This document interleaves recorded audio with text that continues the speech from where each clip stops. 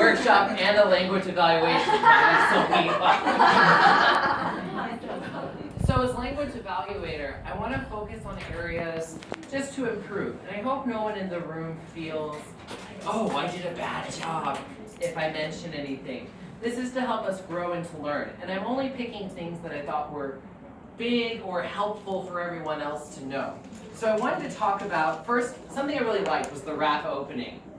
English is a lot of fun, and rap is a very popular genre in the United States. So it's interesting because it really challenges your listening ability, because whoa, those people go fast. Now, something I really wanted to think about was a couple of little differences. So someone said, let's get started as soon as possible, whereas maybe they meant let's get started immediately. So as soon as possible, I know when your boss says get it done as soon as possible, he's like, but what he really, or what she really means is immediately. As soon as possible just means when you can do it, get it done.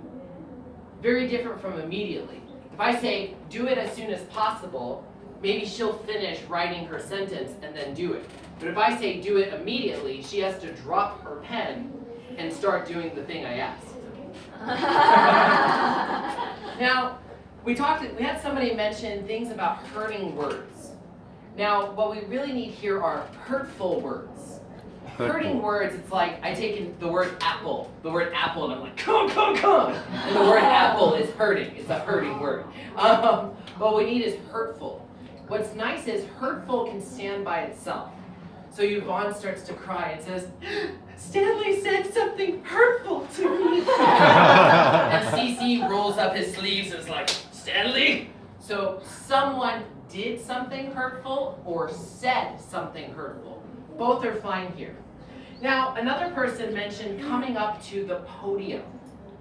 Now, a podium, I was actually thinking about this. Have you ever thought about what a podium actually is? What's a podium?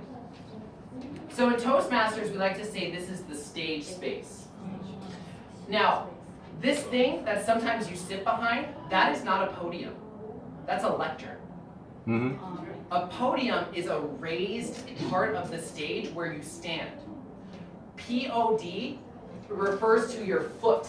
For instance, if you have a problem with your foot, you see a podiatrist. Podium. Dealing with your foot. So that little space here that you hide behind when you're nervous, it's called a lectern. Lectern. But you say, just come up to the stage. Stage. That's what we like to say in Toastmasters. Now, something that I wanted to think about. Cece mentioned that he had to stay in the hospital. What I really wanted to think about here is other verbs that are a little more colorful. So in Cece's story, staying in the hospital was a low point. It was his slump. So instead of saying I had to stay at the hospital, he could say I was stuck at the hospital. I was trapped in the hospital.